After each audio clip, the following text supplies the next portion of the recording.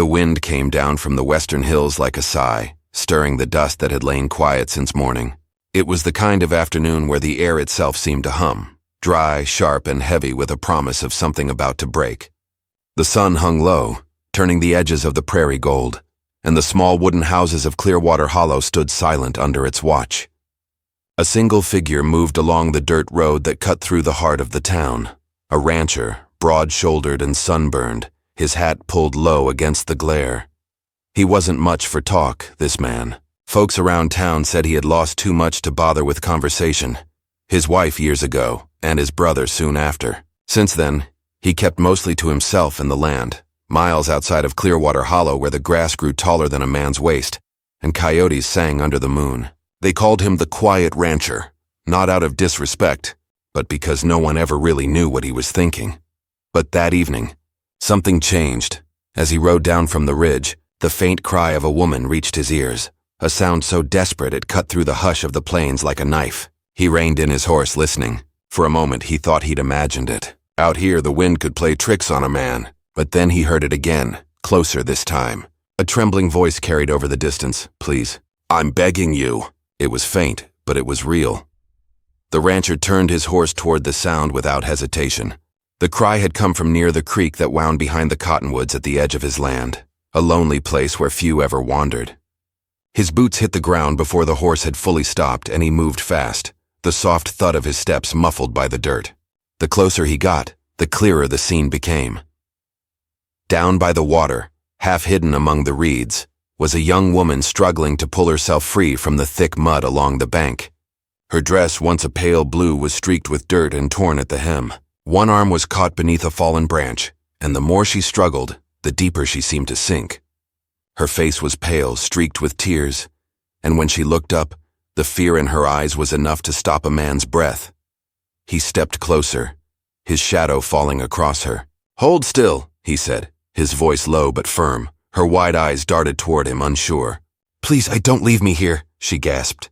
I didn't mean to." But before she could finish, he reached down, braced his boots in the mud, and gripped her wrist. The mud clung like a living thing, refusing to let her go. But he pulled hard, muscles straining, until the branch gave way and she came free, tumbling into his arms.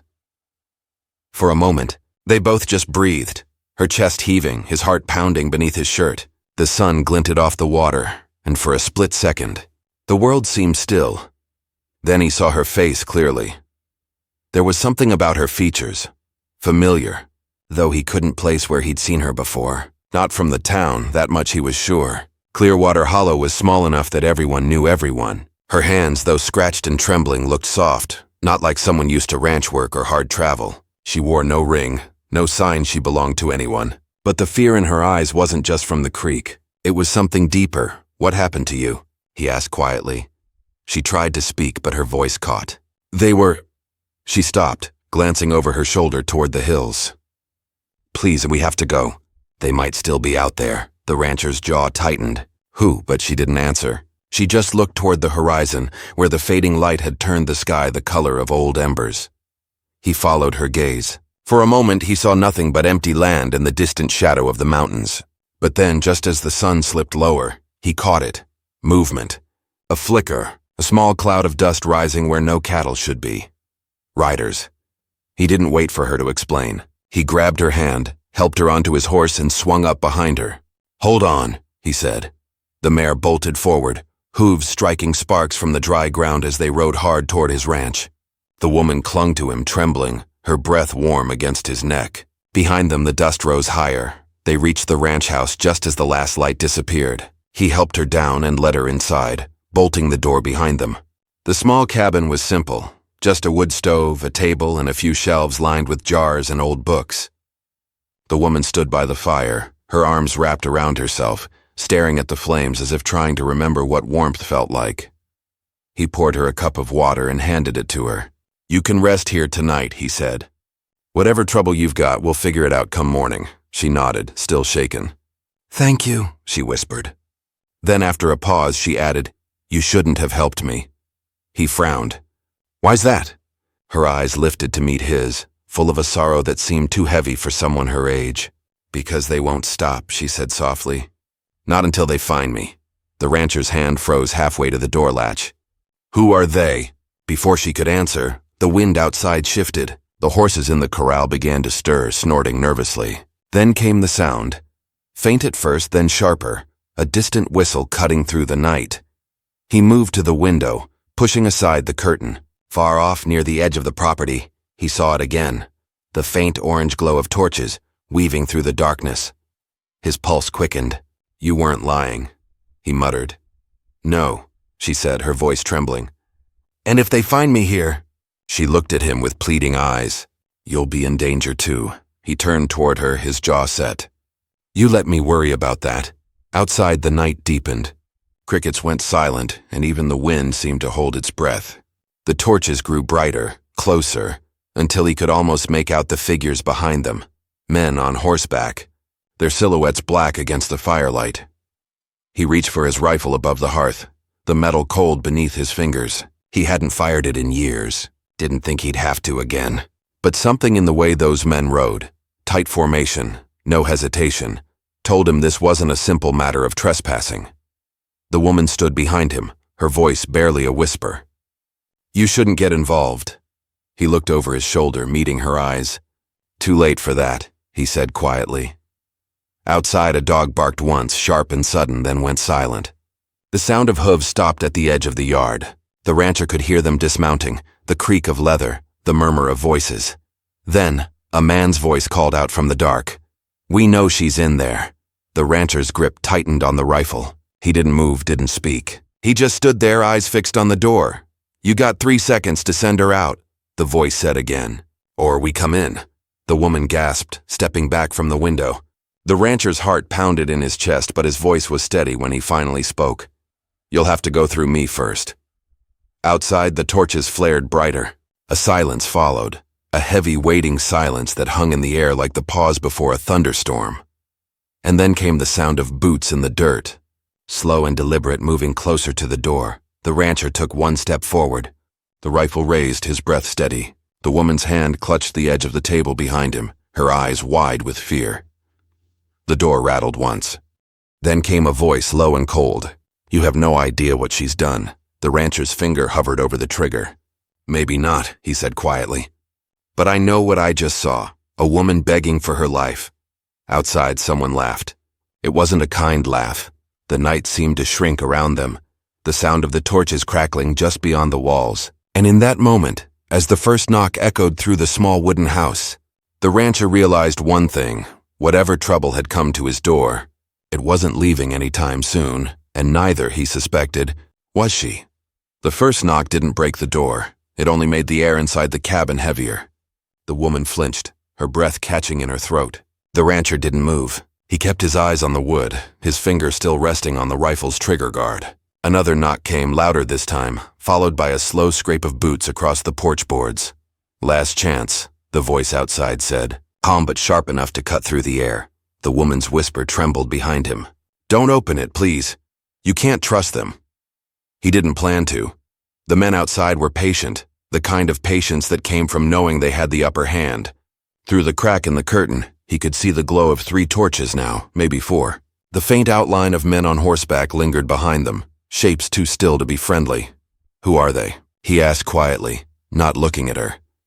Her voice was small, almost swallowed by the sound of the wind against the boards. "They worked for my father," she said. "At least they used to." He turned slightly, enough to catch the edge of her face in the flickering firelight. "Your father? You said they wanted you dead," her hands twisted together. "He's dead. That's why they're here."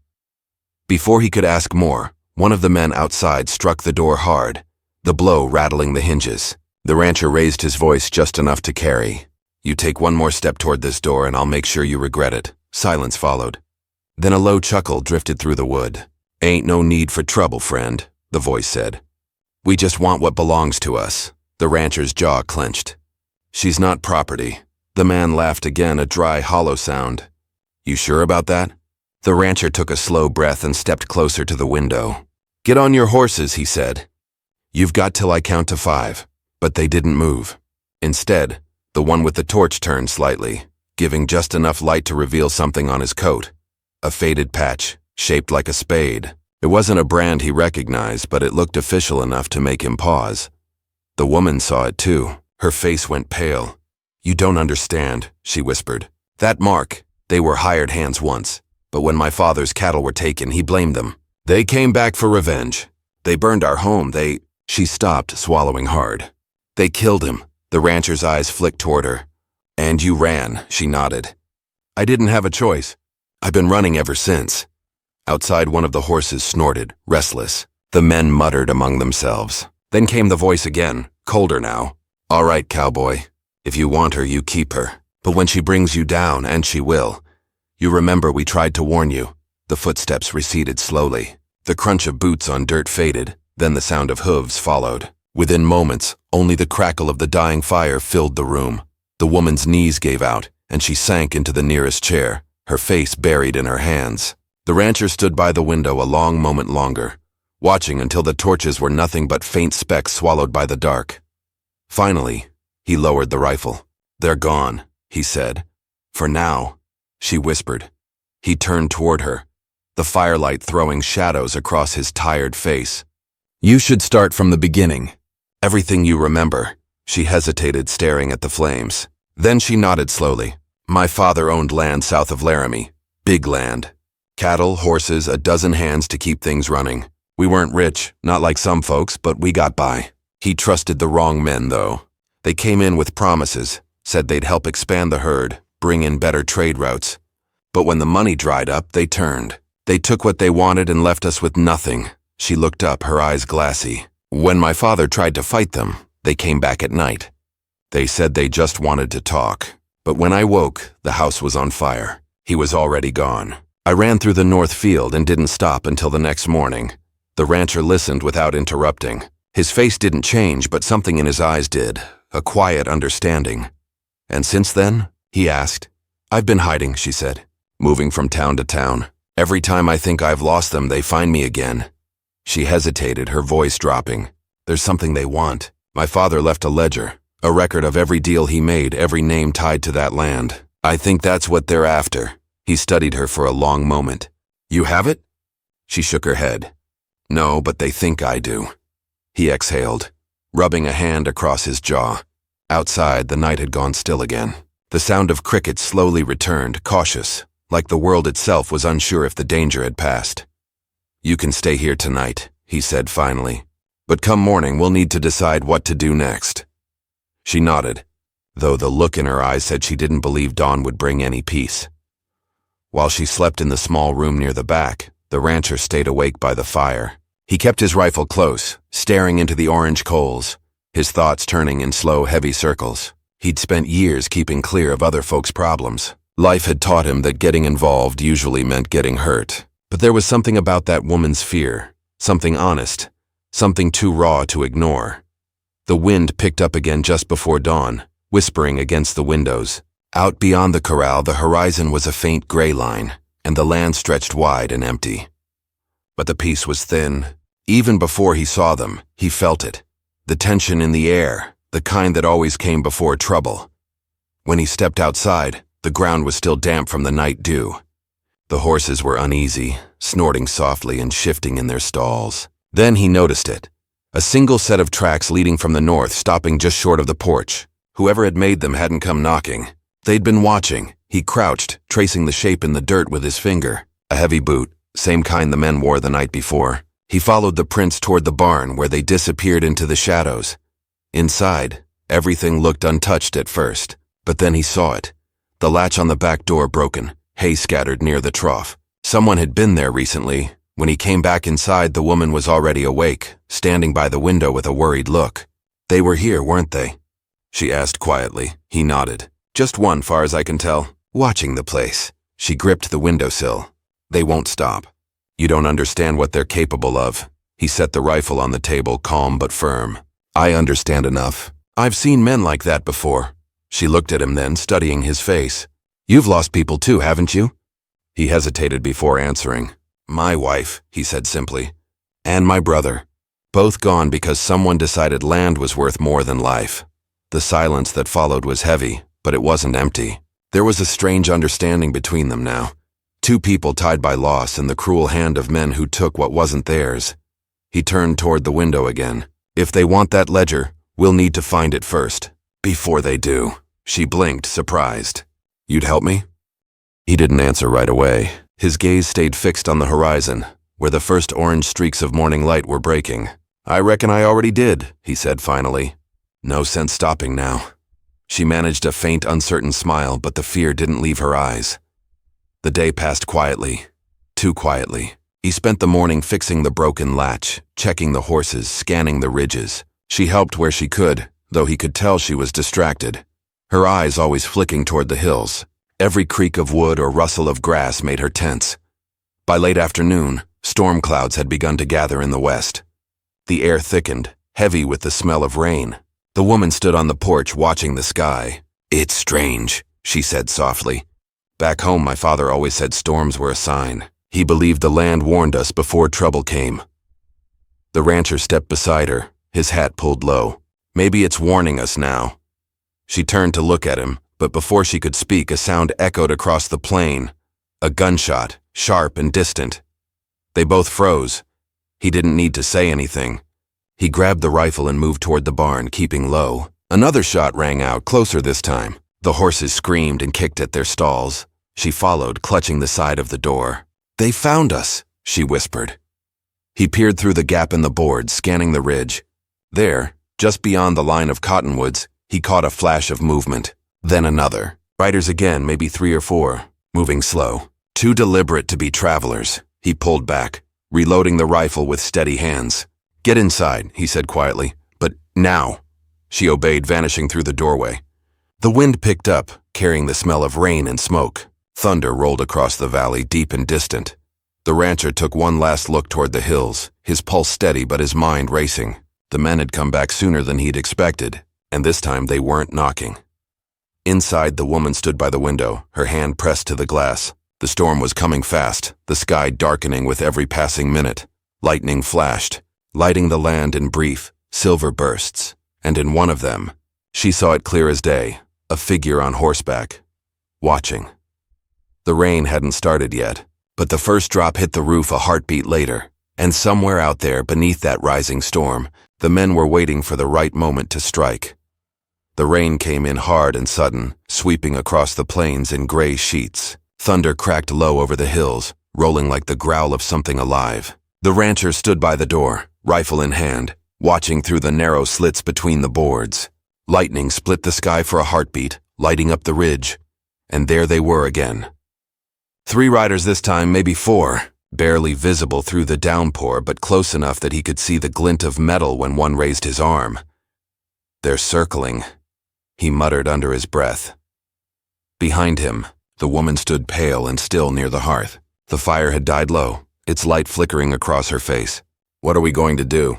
She whispered. He didn't answer right away. He was watching the way the riders moved, slow, deliberate, spreading out. They weren't rushing in. They were waiting, studying the place. Stay away from the windows, he said finally. They're trying to see if we're scared enough to make a mistake. She backed away, clutching her shawl tighter. The sound of rain on the roof filled the silence, heavy and steady, each drop like a ticking clock. They won't stop, she said softly. They never stop. He turned to her then, his voice low but steady. Everyone stops for something, her eyes lifted to his, uncertain. And what will stop them? He didn't answer. The truth was he didn't know yet. As the storm raged, the hours dragged on. The rancher checked the doors, the shutters, the back window near the barn. Every few minutes, lightning gave him glimpses of the land outside, mud-slick, wind-torn trees, and the shadows of the riders still holding their ground at a distance. By the time the rain began to ease, it was nearly midnight. The thunder had rolled farther off, leaving behind a deep, uneasy quiet. They're still out there, the woman said, standing near the small window that looked toward the hills. He nodded. Waiting for daylight, she hesitated, glancing toward the rifle leaning by the door. You've done enough. You don't owe me this, he gave a dry, almost tired smile. Owing doesn't enter into it. Trouble's already found my doorstep. Might as well see it through. Something softened in her expression then. My father used to say that about the men who worked for him, she murmured. Said you could tell a person's worth by how they acted when the easy way was to walk away. The rancher looked into the dying fire, the orange glow reflecting in his eyes. Maybe your father was right, he said quietly. Outside, the night had gone still, but neither of them could shake the feeling that eyes were on them. By morning, the rain had stopped, leaving the air thick and cool. The land smelled of wet earth and cedar. Mist clung to the low ground near the creek. The woman hadn't slept. Dark circles shadowed her eyes. The rancher hadn't either, though he looked steadier. He stepped outside just as the first pale light touched the horizon. The storm had left puddles scattered through the yard, and every step squelched in the mud. He walked to the edge of the porch, scanning the hills.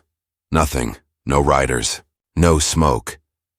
But when he reached the barn, he found something that made his stomach tighten. A single bullet casing half buried in the mud. Fresh. He picked it up, rolling it between his fingers. Whoever had been there last night had come closer than he thought. When he walked back inside, she was waiting by the window. You found something, didn't you? He nodded. They were here, watching. Her hands trembled. Then they'll come back. He met her eyes. That's why we won't be here when they do. She blinked. You mean, leave? He nodded. You said your father kept records. If they're after that ledger, we need to find it before they do. You said your old place was south of Laramie? Her eyes widened. You want to go back there? It's miles from here, and if they find us on the road, they'll find us anyway, he said, calm but firm. At least this way we'll be doing something about it. She looked torn, but finally she nodded. It was a ranch called Hollow Creek, she said softly. Most of it burned down, but the cellar might still be there. That's where my father kept his papers. He began packing supplies, dried meat, a lantern, a spare rifle, and a small satchel of ammunition. She moved beside him, gathering what she could. When he saddled the horses, she hesitated, staring out at the open plains. You sure about this? She asked quietly. He adjusted his hat and looked toward the horizon. No, but I've learned that running doesn't fix much. They set out just after sunrise. The land stretched wide and empty before them, the air cool and still after the storm. The trail wound through low grass and rolling hills, dotted with patches of sagebrush and the occasional mesquite tree. For a while, neither spoke. The silence between them wasn't uncomfortable, just heavy with everything unsaid. It wasn't until mid-morning that she finally broke it. I never got your name, she said softly. He glanced over, the brim of his hat shadowing his eyes. Don't think I mentioned it. She waited, but he didn't offer more. A faint, weary smile crossed her lips. All right then. I suppose you prefer mystery. Prefer quiet, he said. But you can call me what you like. She looked down at her reins. And if I called you a fool for helping me? He gave a dry chuckle. Wouldn't be the first time I've been called that. The road ahead curved between low ridges, where the land began to rise toward the hills. Birds circled above, the sky bright and endless. But the peace didn't last long. By midday, the rancher noticed something. A broken branch on a nearby mesquite, the kind that snapped clean from being brushed by a horse's flank. Then another. He slowed his horse. We're not alone. Her eyes darted to the ridge. You think they followed us? He nodded once. Probably kept their distance after last night. They pressed on, moving faster now. The hills grew steeper, and the old wagon road became rougher. Around them the wind picked up again, carrying the faint echo of hooves. Far, but not far enough. By late afternoon, they reached what was left of Hollow Creek. The ranch had long been abandoned, half-burned fences, the black skeleton of a barn, and a single stone chimney rising from the ruins of a house. The place smelled of ash and old rain. This was home, she whispered, her voice trembling. He looked around quietly. You sure about the cellar? She pointed toward a patch of half-buried stones near the back of the ruins. There, my father built it deep. Said it would outlast everything. They dismounted and began clearing the debris. The rancher used a crowbar from his saddle pack to pry open the rusted latch hidden beneath a board. It took both of them, straining, before the trapdoor finally gave way. A gust of cold, stale air rose from below. Stay close, he said, lighting the lantern.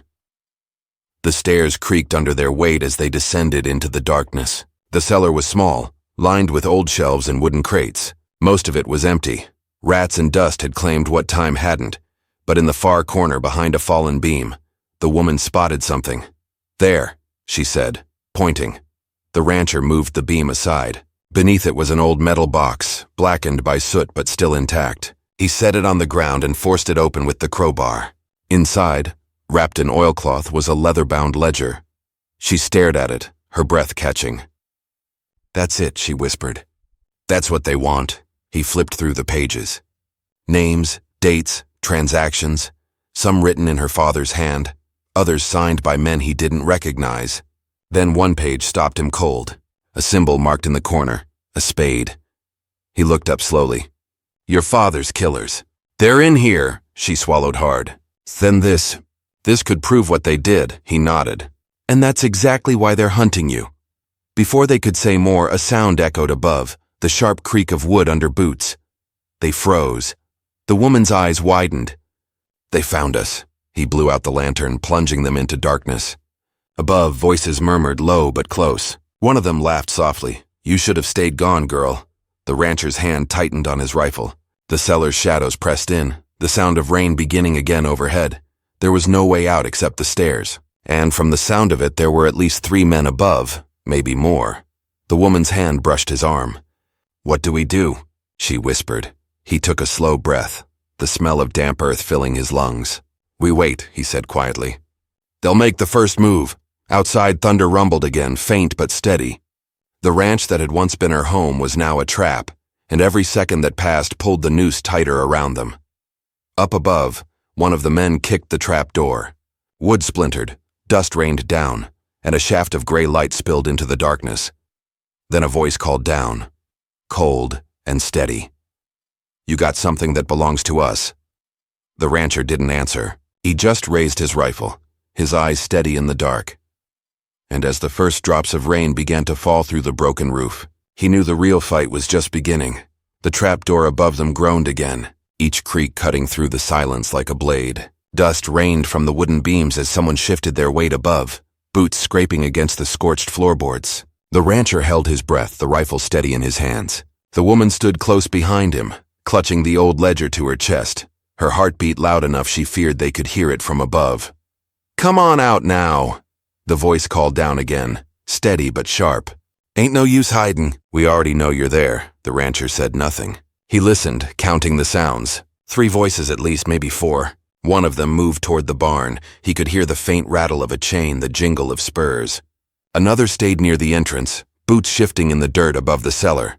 "You think you can wait us out?" the man taunted. "We got all the time in the world." The rancher motioned for the woman to stay silent. He could feel the damp air growing thicker, heavier. The storm outside hadn't passed completely. It was circling back. Thunder rolled again, low and distant like the land itself was holding its breath.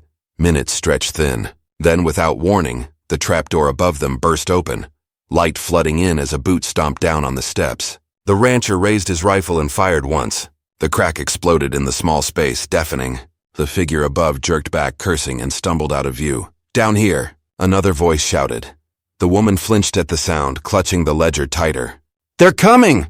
"Stay low," the rancher said, reloading fast. His hands were steady, his jaw tight. Outside, horses snorted, spooked by the gunfire. The sound of movement followed, men spreading out, shouting orders to one another. One called for oil, another for rope.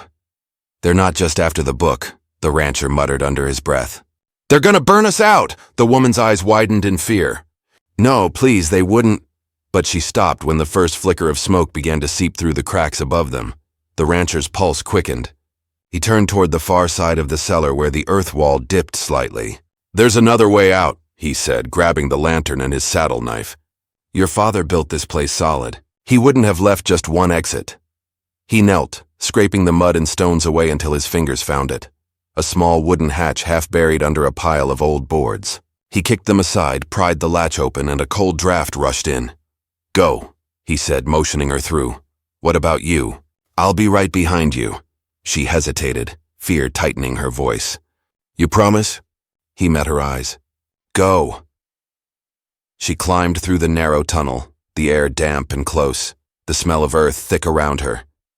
The passage was small, barely wide enough to crawl through. Behind her, the faint light of the lantern flickered as the rancher followed, closing the hatch behind them. Above, the fire caught fast. The old wood still carried the scars of the last blaze years ago. And now the dry boards roared back to life, flames spreading across the ruins. The smoke filled the cellar, curling through the cracks like dark fingers. When they emerged on the other side of the hill, the woman collapsed against the damp grass, gasping for air. The rancher crawled out after her, his face streaked with soot. Behind them, the remains of Hollow Creek glowed orange against the sky.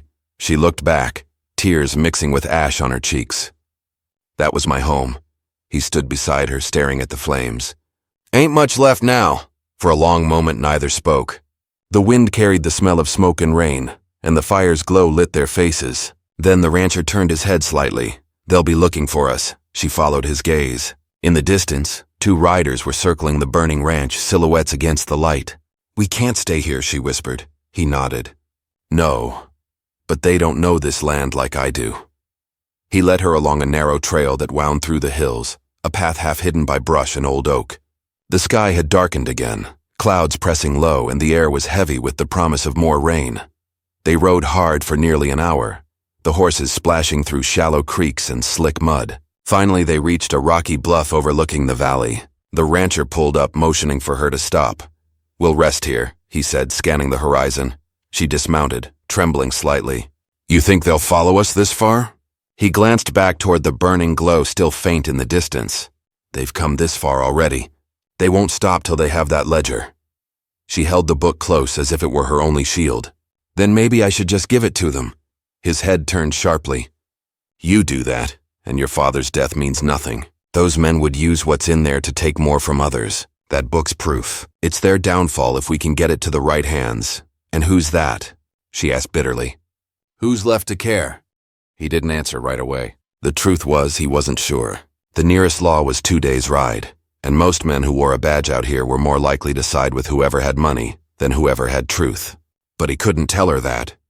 Not yet, someone will, he said quietly. But we've got to survive first. The night deepened around them. The firelight from the ruined ranch faded into the dark, replaced by the sound of crickets and the distant call of a coyote. They camped beneath an overhang, the cold wind creeping through the rocks. For a while she sat in silence, staring into the small fire he'd built. Why are you doing this? She asked softly.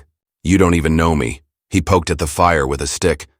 Maybe I don't, but I know what it's like to lose everything because someone wanted more than they deserved. She looked at him, her eyes glistening in the dim light. Your wife and brother, she said quietly. It was over land, wasn't it? He didn't answer for a moment, then nodded. A dispute turned ugly. Sheriff sided with the man who paid him more. I buried what was left and never looked back. She stared at the flames. I'm sorry, he shrugged slightly.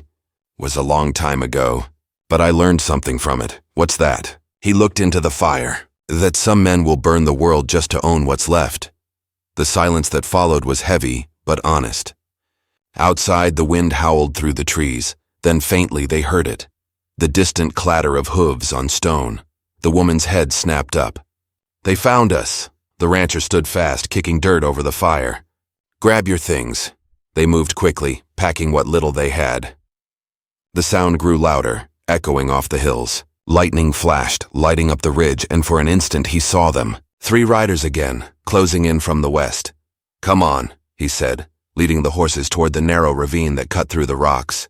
We'll lose them in the canyons. They rode fast, hooves pounding through the mud. The wind tore at their clothes, and rain began to fall again, hard and cold. Behind them, the riders shouted, their torches flickering in the storm.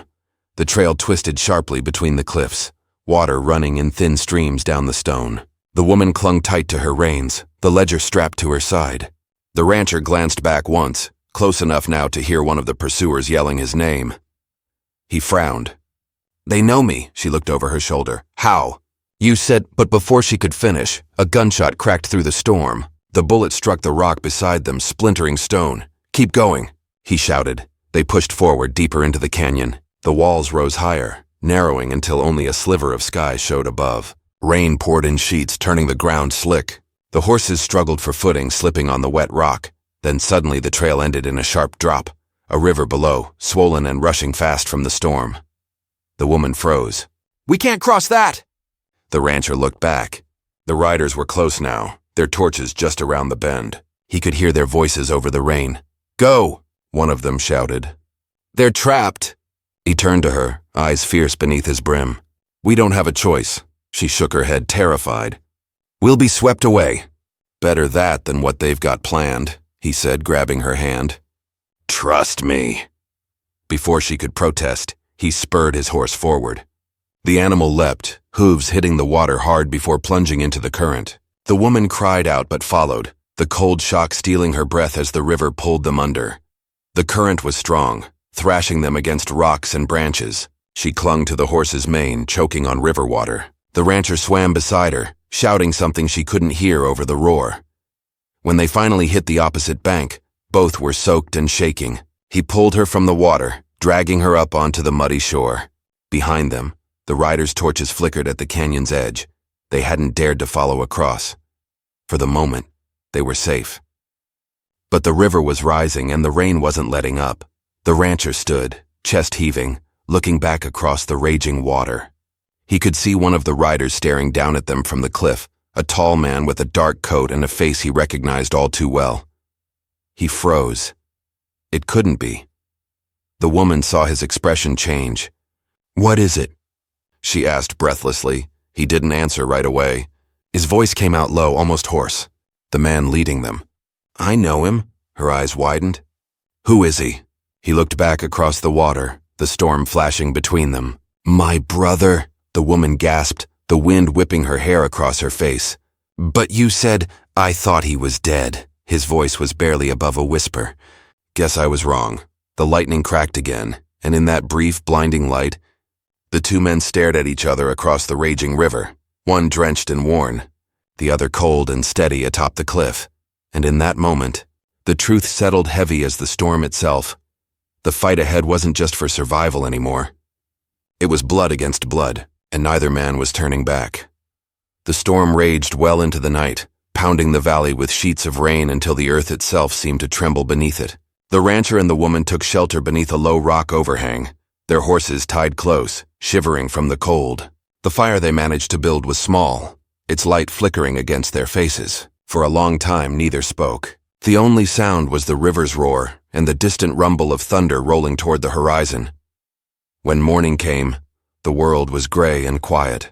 Mist hung over the trees and the smell of wet earth filled the air. The rancher sat on a fallen log, his coat still damp, staring at the river that now ran calmer and clearer. The woman stirred beside the fire, wrapping the blanket tighter around her shoulders. She watched him for a moment before speaking. "You didn't sleep," he shook his head slowly. "Didn't much feel like it." She looked toward the river, following his gaze. "You really think it was him?"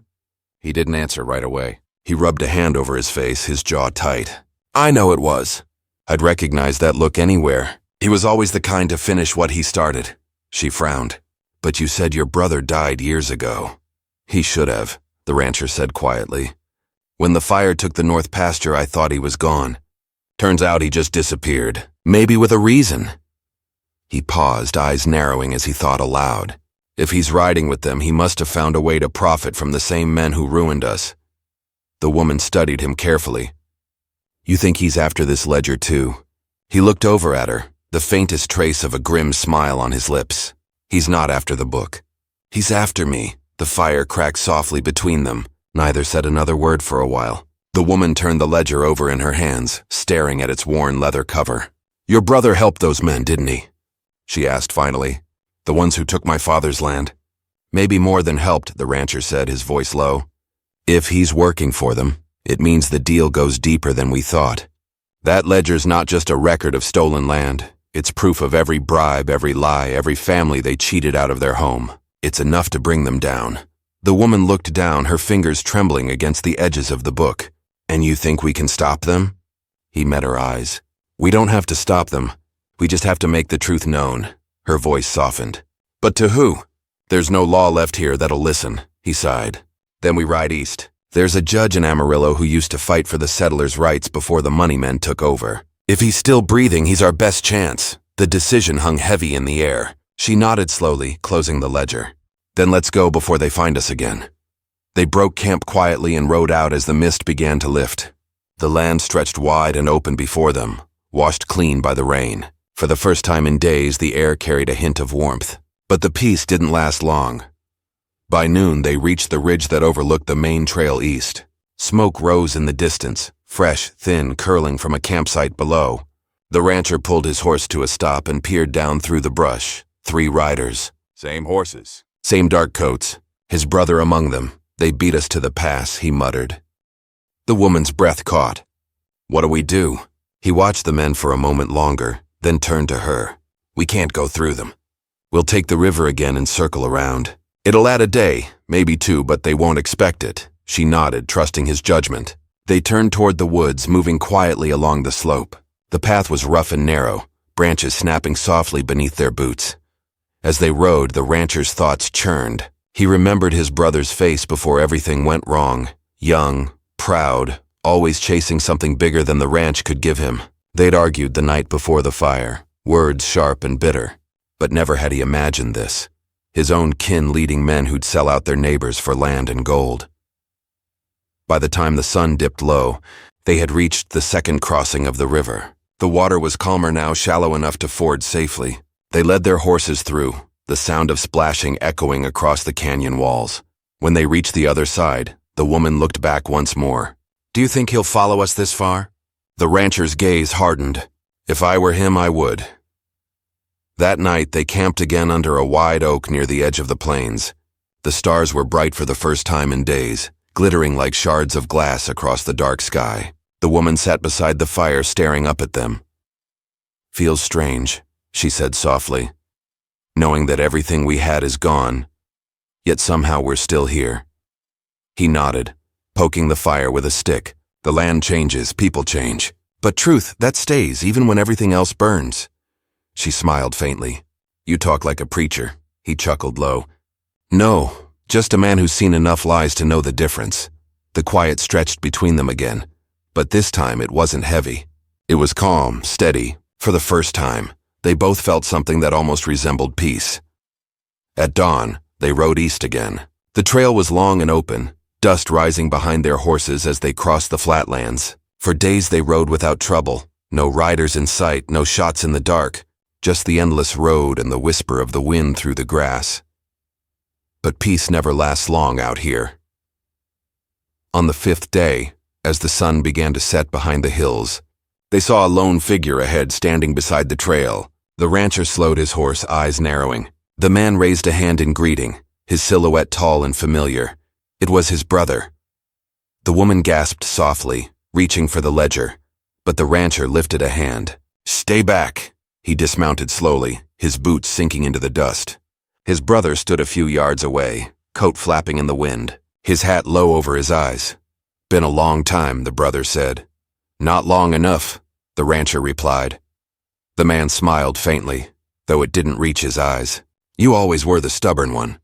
Thought maybe you'd learned by now that fighting a losing battle only leaves you with empty hands. The rancher stepped closer. You sold your soul to men who'd burn their own neighbors alive. Don't talk to me about losing. The brother's jaw tightened. It wasn't about selling out. It was about surviving. This land doesn't reward honesty, it buries it. That ledger says otherwise, the rancher said, voice low. You help me bring it in? Maybe there's still a chance to make things right.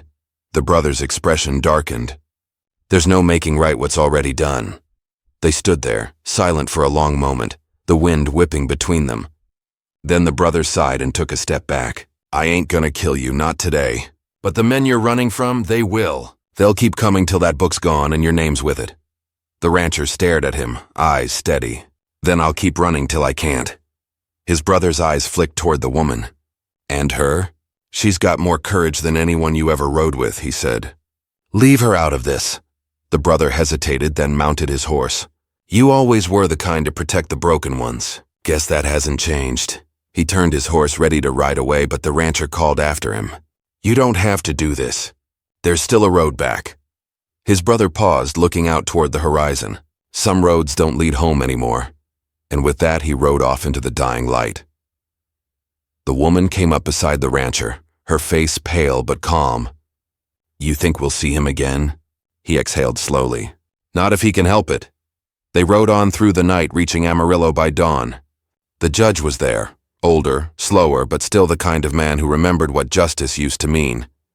He took the ledger from their hands, read through its pages, and promised to bring it before the courts. It wasn't much, but it was something. A spark of hope in a land that had forgotten what that felt like. When they left the courthouse, the woman turned to the rancher. "What will you do now?" He looked toward the open plains stretching beyond the town. "Go home, I reckon. What's left of it?" She smiled faintly. "There's nothing left at Hollow Creek." He met her eyes. "There's always something left. You just have to build again." They rode together until the road forked, the morning sun breaking over the hills. She turned east toward the settlement. He turned west toward the open land. Before they parted, she said quietly, "Thank you for everything." He tipped his hat with a small smile. "You don't owe me thanks. Just promise me one thing." "What's that?" "Don't let them take your spirit."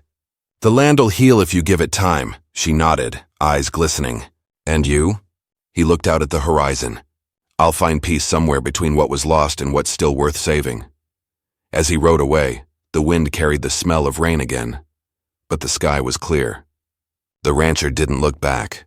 The scars of Hollow Creek would fade, and though the past could never be erased, the truth, finally, had a place to stand. And for the first time in years, the land felt alive again.